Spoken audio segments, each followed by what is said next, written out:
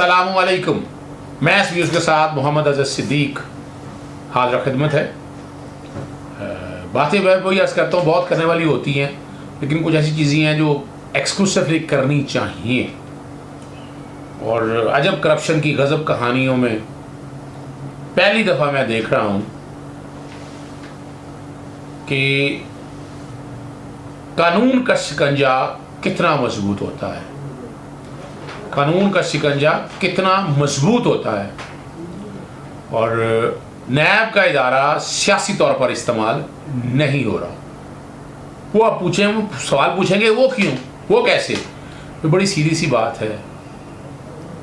कमर जमान साहब के दौर में अब देखें पीछे आप, तो आपको अंदाज़ा हो जाएगा कि उनके अपनी गवर्नमेंट के अगेंस्ट अभी तो चीज़ शोर बहुत पड़ा हुआ है ना कि गवर्नमेंट के ख़िलाफ़ क्यों नहीं हो रहा। हालांकि आप सबको पता है अलीम खान, सिप्तान, खटक, इन सब के ख़िलाफ़ जो जेलों में भी गए, ये रिकॉर्ड की चीज़ें हैं। असल बात याद रखिएगा, सियासी तौर पर करप्शन के केसेस दर्ज नहीं होने दिए जाते। अगर इंक्वायरी होती हैं तो इंक्वायरियाँ बंद कर दी जाती हैं। ये पॉलिटिकल इंजीनियरिंग का लफ्ज़ तब सूट करेगा जब साइकिल का कोई पर्चा दर्ज होगा, या आपको गाय चोरी का पर्चा दर्ज होगा, या कोई ऐसे ही मुद्दई खड़ा कर देंगे, झूठा कत्ल का पर्चा दर्ज होगा। ये पॉलिटिकल इंजीनियरिंग का जो बुनियाद बनाई हुई है जस्टिस मकबूल साहब, बाकर साहब का केस, हालांकि वो केस कुछ नहीं है, दैट इज़ नथिंग, ऑबिटेड डिक्टा। वो तो हवाई बातें बताई गई है ना। वो कौन सा ट्रायल हुआ है, कौन सा सुप्रीम कोर्ट ने वो ट्रायल कंक्लूड किया है? ट्रायल तो नीचे नैब कोर्ट ने करना है। बहरहाल आज की ताज़ा खबर तो आपको पता है, शहबाज शरीफ साहब की ज़मानत खारिज हो गई है। पहले भी जिक्र किया था क्योंकि केस बहुत स्ट्रॉन्ग केस है। मैं तो अदालत में नहीं था आज, लेकिन मेरे दोस्त, हमारे भाई अब्दुल्ला मलिक साहब मेरे साथ भी मौजूद हैं आज, और अदालत का कुछ हाल ये सुनाएंगे और सवाल और जवाब यही मुझसे करेंगे। Over to Abdullah. बहुत शुक्रिया अज़र सिद्दीक साहब। यकीनन हमारी एक तवील जद्दोजहद है, और शायद जो लॉयर थे उन्होंने जो कंप्लेनेंट पार्टी थी उनको कहा कि ये जो कह रहे हैं महबूब वतन शहरी, उनमें से एक महबूब वतन शहरी तो ये कोर्ट में मौजूद हैं, तो इनकी दरख्वास्त है। हमें एनीवे इस बात पे भी फ़ख्र है कि कहीं ना कहीं मुल्क की इस अकाउंटेबिलिटी में हमारा भी एक शेयर, वैसे तो हमारा बहुत लंबा शेयर है, लेकिन चलें इस केस के हवाले से भी हम यही कह देते हैं। देखिए, आपने बिल्कुल सही कहा। मैं पिछले 4 रोज से इस केस को ऑब्जर्व कर रहा था। यानी 4 हेयरिंग जो हुई, मेरा ख्याल है कोई अगर लगाया जाए अल्टीमेट को 12 घंटे की हेयरिंग हुई होगी, अराउंड 12 से कुछ ज़्यादा ही हुई, कम नहीं हुई। इन 12 घंटों में जो शहबाज शरीफ साहब के वकला थे, उन्होंने पहली बात तो ये साबित करने की कोशिश की थी कि वो इनोसेंट पर्सन हैं, उनकी जो फैमिली है किसी पे इंडिपेंडेंट थी, डिपेंडेंट नहीं थी। तीसरा, ये जो मोस्ट उनका जो फोकस था वो था कि एक टेंटेटिव के असेसमेंट है, एक टेंटेटिव असेसमेंट है, क्योंकि अभी जो नैब के 58 वॉल्यूम रेफरेंस के कोर्ट में आ चुके हैं, और नैब के बाद 2018 से ये केस चल रहा है। 2018 से बहुत कुछ उन्होंने कहा भी है। इस मौके पर शहबाज शरीफ ने खुद भी आकर कस्में उठाई और कहा कि जी एक साहब नैब के खड़े हैं, इन्होंने मुझे खुद कहा था कि अब आपकी ज़रूरत नहीं है। खैर कोर्ट ने तो उसको बुलाया था, नहीं रखा उनके इस आर्गूमेंट को, और उन्होंने कहा कि जी अमजद परवेज़ साहब अपने आर्गूमेंट जारी रखेगा। फिर इन्होंने जो मीर शकील रहमान का केस था उसका हवाला दिया, बेतहाशा जजमेंट्स का हवाला दिए। कोर्ट का कंसर्न ये था और नैब का कि जितने भी आप आर्गूमेंट दे रहे हैं ये पोस्ट अरेस्ट स्टेज पे हैं, अभी तो जो रेफरेंस आया है वो कंप्लीट नहीं है, उसमें इंक्वायरी जारी है। फिर नैब का ये भी कहना था कि चूँकि हम अब जो आलमा आ गया है इसमें, और जो आमला आ गया है इसमें, और फिर जो मनी लॉन्ड्रिंग हुई है वो। अच्छा, मैं जरा रोक रहा हूँ यहाँ, मैं जरा मैं चस्का लेना चाहता हूँ, तकरीर सुनना चाहता हूँ। शहबाज शरीफ साहब ने क्या तकरीर की? बड़े मजे की बात यह है कि इन 4 हेयरिंग में शहबाज शरीफ साहब ने कई दफ़ा कोशिश की कि वो कोर्ट में अपना आर्गूमेंट दें। कोर्ट ने हर दफ़ा उनको कहा कि ये आपके लॉयर नहीं है, क्या रिट इन्होंने फाइल नहीं की, इनको बात करने दें, फिर हम आपको सुनेंगे। आज चूँकि जब अमजद परवेज़ के दलाल ख़त्म हुए तो शहबाज शरीफ 2-3 फाइलें लेके आए, 2 उन्होंने कोर्ट को दी, चूँकि डीपी डबल बेंच था। एक फाइल लेकर उन्होंने पढ़ना शुरू किया। पढ़ना उन्होंने यहाँ से शुरू किया कि मैंने कोई 1000 अरब के करीब रेवेन्यू बचाया है। क्या मेरी ये ऑनेस्टी नहीं है? मजाक कर रहे हैं, मजाक बता रहे हैं यार। 1000 अरब बचा, वो आपको याद है मेट्रो ऑरेंज के जब हमारे यहाँ वो बात आगे आ रही है। मैं हंस रहा था, फिर उन्होंने ऑरेंज लाइन का कहा कि हमने बिड करवाई, हालांकि मेरा इस्तेकाक था कि मैं ना भी करवाता, लोएस्ट बिडर को दिया। और मैं हंस रहा था कि 160 अरब का जो आपने रेट। नहीं, यहाँ मैं रोकूंगा तुम्हें अब्दुल्ला। देखिए नाजरीन, ये जरा समझ लीजिएगा बात। मेट्रो ऑरेंज में इंटरनेशनल बिड दी गई थी, वापस ले लीजिए, झूठ बोला है अदालत में। और उसके बाद चाइनीज कंपनी 2 सिलेक्ट कर ली, उन दोनों से बिड ले ली।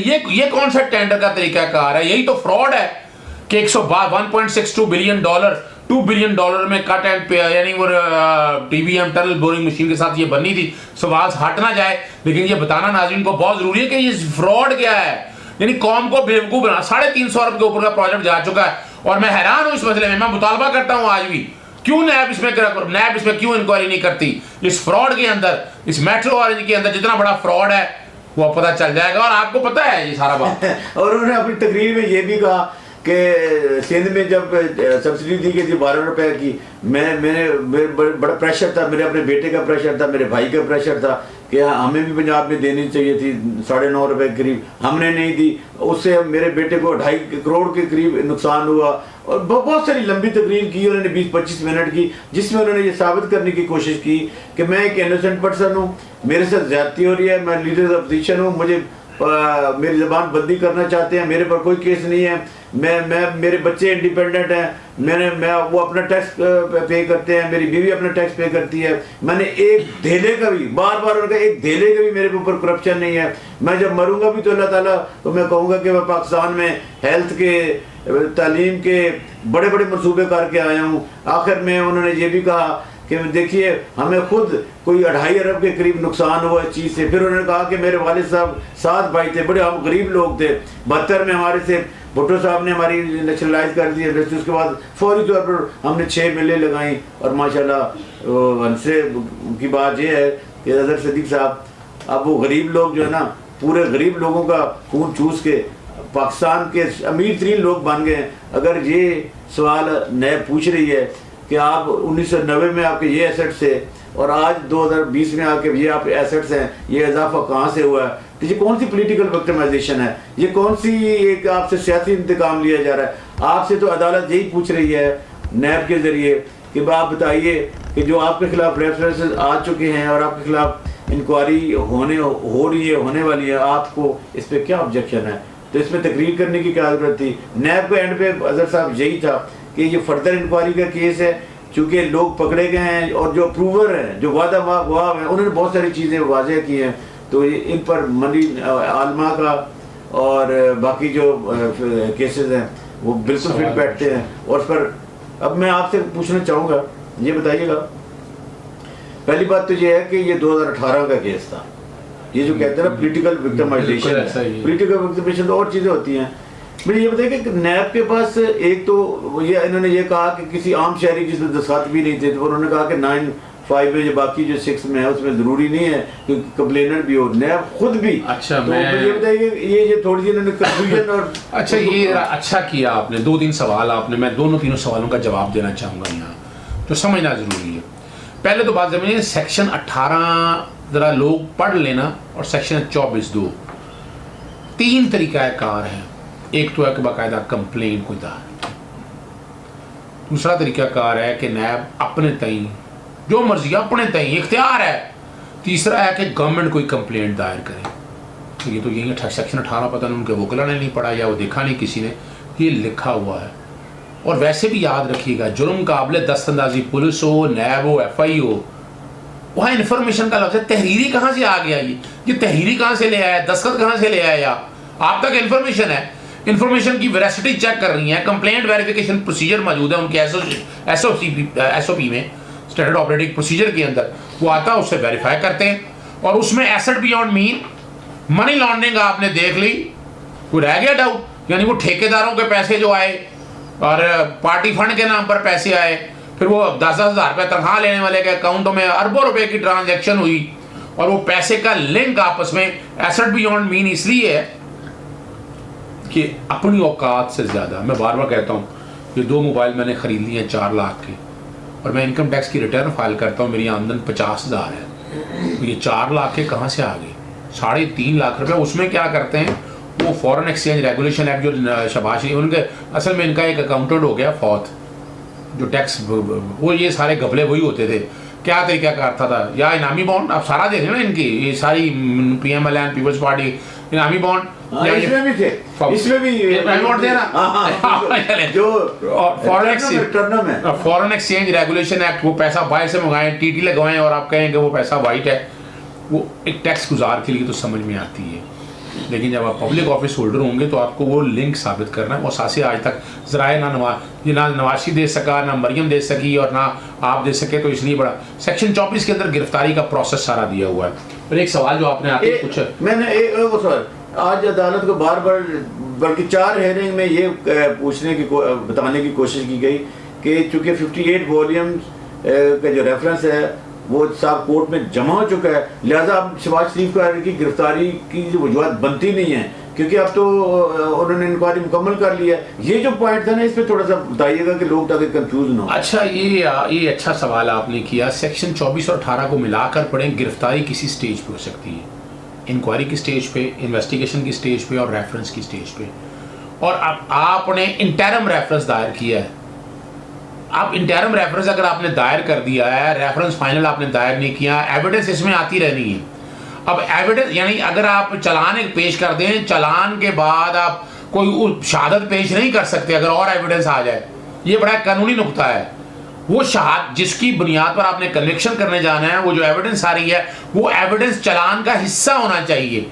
तो वो गिरफ्तारी इसलिए ज़रूरी है कि छात्र लोग हैं, चालाक लोग हैं, बेल करा लेते हैं, बाद में नैब में पेश नहीं होते, 100 बहाने। यही तो कह रहे हैं ये 66 सियासतदान ने यार क्या है, और ये शोर डाला हुआ ना, 66 सियासतदान ने शोर डाला हुआ है ना, आप अंदाजा लगाएं, यानी है क्या 70% कन्विक्शन रेट है अब्दुल्ला नैब का, और 8 से 10% पुलिस का है। पुलिस के अगेंस्ट तो इतनी बातें नहीं होती, सिर्फ 8 से 10 लोगों को सजाएं मिलती हैं, या 70%। और जब तक आप छात्र, चूंकि ये व्हाइट कॉलर क्राइम है, 12 तरह के जराइम है सेक्शन 9 के अंदर, जब तक उसमें पकड़ेंगे नहीं, उसे इन्वेस्टिगेट नहीं करेंगे, इन्वेस्टिगेट ये डरा दिया है ना, वरना तो छितर-पौला होना चाहिए ना सारे काम में।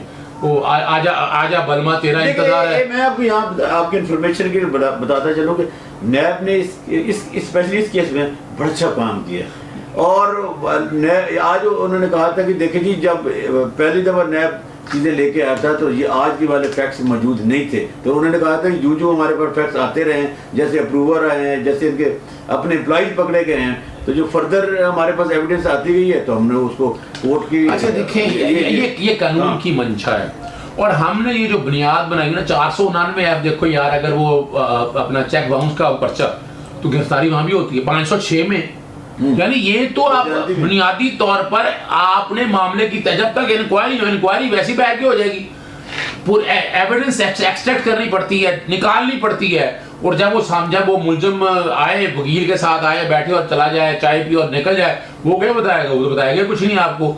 जब वो आपकी हिरासत में होगा, आपके पास रहेगा, बैठेगा, उसे डर और खौफ होगा कि मेरे पे कोई अपना 3rd डिग्री तो यहाँ होता नहीं है नैब के अंदर, हालांकि किस मामला में होना चाहिए, बड़ा छात्र मुलजिम है, तो वो इन्वेस्टिगेशन एक्सट्रैक्ट कर रही है, वो चीजें एविडेंस निकालनी है। एविडेंस निकालेंगे 18-24 में। ये कहा जाता है ना, जो नया वतीरा बनाया हुआ है कि जनाब आप गिरफ्तारी क्यों करते हैं, वैसे गिरफ्तारी के बगैर पूरी दुनिया में फौजदारी कानून मुकम्मल नहीं होता। फिर तो गिरफ्तारी का कॉन्सेप्ट खत्म कर देना चाहिए, हर एक में खत्म कर देना चाहिए। फिर दहशतगर्द को भी पकड़ने की क्या जरूरत है? दहशतगर्द इन्फॉर्मेशन दे देगा आपको, इसी तरह आपको कातिल जो इन्फॉर्मेशन दे देगा वो आप बैठे ढूंढे। ना, ये मंतक नहीं है, ये मंतक गलत है। अगली बात जो है ना, अब इसमें एविडेंस इतनी है, एक चीज रिकॉर्ड में मनी ट्रेल किया, और ये नैब ने बड़ी मेहनत की है, लाहौर नैब ने, डीजी नैब सलीम शहजाद साहब ने बड़ी मेहनत की है सारे काम में। उम्मीद है वो बाकी केसेस में भी इतनी मेहनत, सारा ये प्रोसेस सारा कंप्लीट करते रहेंगे और चीज़ें सारी रिकॉर्ड पे आती रहेंगी। अब एक बड़ी सिंपल सी बात है, सवाल आपका पहले भी था कि अब क्या होगा। देखें, हाँ, मैं यही पूछने लगा था कि बहुत सारे लोगों के ज़हनों में क्वेश्चन होगा कि आज चूँकि बाज़ाब्ता तौर पर नैब ने शहबाज शरीफ की गिरफ्तारी डाल ली और उसी वक्त कोर्ट से अरेस्ट करके ले गए थे, तो फर्दर थोड़ा सा बताइए क्या प्रोसेस होता है? देखिए अब्दुल्ला, किसी भी फौजदारी कानून के तहत देखें ना, तरीक़ाकार ये है, वारंट ऑफ अरेस्ट जारी किए थे गिरफ्तार करने के लिए। गिरफ्तार का मतलब है उसे उनसे इंटेरोगेट करना। आज इनकी गिरफ्तारी 24 घंटे के अंदर मजिस्ट्रेट तो नैब की स्पेशल कोर्ट से वहाँ आता है, एडमिट जज के पास जाएगा और 90 दिन तक का रिमांड लिया जा सकता है। तो अदालत 14 दिन तक का रिमांड, यसफत यार वली में नैब का लॉ बड़ा क्लियर हो चुका है, कोई डाउट नहीं रह गया इसके अंदर। वो चीज़ को सामने रखते हुए 14 दिन के लिए रिमांड लेकर बाकायदा पे, और फिर ऐसी ऐसी शातें निकलेगी। नैब ने भी सारी चीज़ें नहीं रखी होंगी, याद रखिएगा, वो सारी चीज़ें जो एक्सट्रैक्ट कर रही हैं। और ये रिमांड अमूमन, और एक बात और पता है, तैयारी कर लो तुम साथ, ये फिर अब क्या करेंगे, ये एक कौमी असम्बली का इजलास बनाएंगे अब और प्रोटेक्शन ऑर्डर जारी कराएंगे। याद है आपने चैलेंज किया हुआ है ना, याद है ना आपने चैलेंज किया हुआ है। लाहौर हाईकोर्ट में आज भी वही है दरखास्त पेंडिंग पड़ी हुई है कि जब वो बाकायदा रिमांड बड़ा पुराना पड़ा हुआ है, पुराना पड़ा हम एडवांस में बता रहे हैं, हम एडवांस में बता रहे हैं कि अगली कार्रवाई ये शुरू करेंगे कि किसी तरह से नैब को इन्वेस्टिगेशन करने ना दें और इनको उठाकर जाकर सेशन में बिठा दें। अब ये कहानियां ये चलेंगी आगे, लेकिन ये पहले भी ऐसे ही हुआ था, बिल्कुल एक दिन भी नहीं रहता। बिल्कुल, वो आपको याद होगा पिछले सालों में देखा जाए तो हम नाज़रीन कल के बताते चलें कि हम बैठेंगे नहीं आराम से, इस सारे मसले में हम उठाकर चीज़ों को लेकर जाएंगे आगे। बहुत शुक्रिया अदर सिद्दीकी साहब आपका कि आपने जो बुनियादी क्वेश्चन थे जो लोगों के जहनों में होते हैं उनको बड़े सहल तरीके से वजाहत की, और हमें उम्मीद है कि नैब ने जिस तरह इस केस में अच्छी परफॉर्मेंस दी है आइंदा भी देते रहेगा। हम नैब की टीम को अप्रिशिएट करते हैं, और ये टैक्सेस की मनी है, लोगों का पैसा है, वापस आना चाहिए। बहुत शुक्रिया।